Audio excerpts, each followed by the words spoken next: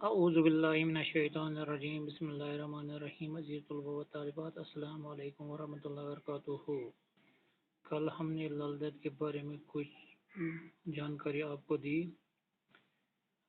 میں نے آپ سے کہا تھا کہ لل دید جو ہے وہ کشمیر کی جو بزرگ ہستیاں ہیں ان میں ایک عظیم خاتون گزری ہے جنہیں پیار اور عقیدت سے لوگ لل دید کے نام سے یاد کیا کرتے ہیں تھے۔ لل دید جو ہے وہ پامپو سمپور میں پیدا ہوئی تھی۔ ان کے والد نے اس زمانے کے رواج کے مطابق ان کی جو شادی ہے وہ ایک پنڈت گھرانے میں کر دی۔ سسرال والوں نے ان کا نام جو ہے وہ پدماوتی رکھا تھا۔ سسرال میں جو اس کے ساس و سسر سے ان کے برے سلوک کی وجہ سے لل دید کی ازواجی زندگی ہے وہ بہت متاثر ہوئی۔ لل دید جو ہے وہ بھی بہت ہی نیک خاتون تھی۔ لل دید جب سسر والوں کی زیادتیاں حد سے بڑھ گئیں تو انہوں نے گھریلو زندگی کو خیر باد کہہ دیا اور ایک مستقل کی طرف جگہ جگہ گھومنے لگی۔ ایک بار وہ نئی برہنہ حالت میں کہیں جا رہی تھی کہ کہیں دور سے حضرت امیر کبیر میر سید علی ہمدانی آتے ہوئے دکھائی دی۔ لل دید کو اس حالت میں حضرت امیر کبیر کا سامنا کرنے میں شرم محسوس ہوئی۔ وہ کہیں چھپ جانا چاہتی تھی لیکن جب آس پاس میں چھپنے کی کوئی جگہ نہ ملی تو ایک نان بائی کی دکان میں دہتے ہوئے تنور میں کود پڑے۔ عزیز طلبہ و طالبات، کل ہم نے اس کے بارے میں یہیں تک پڑھا تھا۔ آج ہم آگے سے پڑھیں گے۔ بیچارے نان بائی کے تو ہوش اڑ گئے۔ تھوڑی ہی دیر میں جب تنور کا ڈھکن اٹھا لیا گیا تو یہ دیکھ کر سب حیران ہوئے کہ لل دید ایک خوبصورت لباس پہن کر تنور سے برآمد ہوئی۔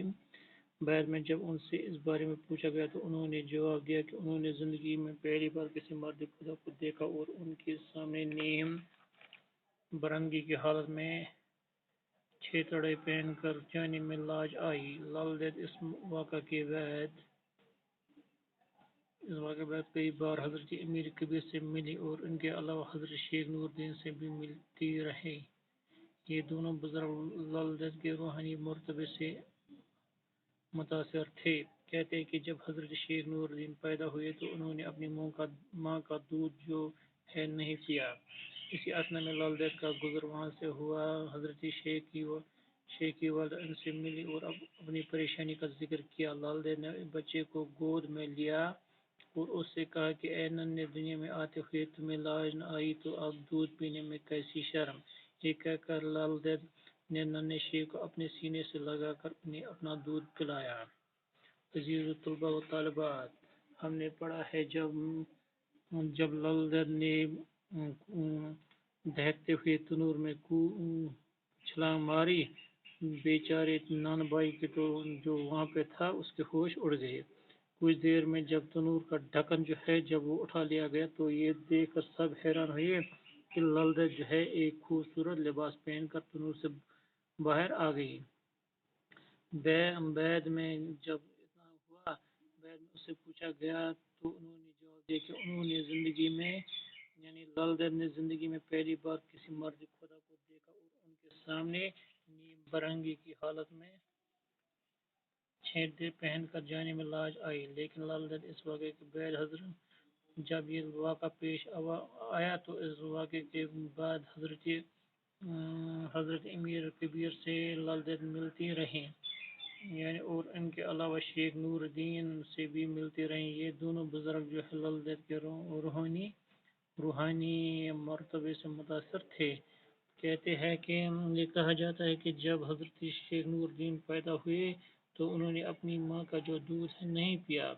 اسی وقت لل دید کا جانا گزر وہاں سے ہوا اور حضرت شیخ کی والدہ لل دید سے ملی اور اپنی پریشانی کا ذکر ان سے کیا۔ لل دید نے بچے کو گود میں لیا اور اس سے کہا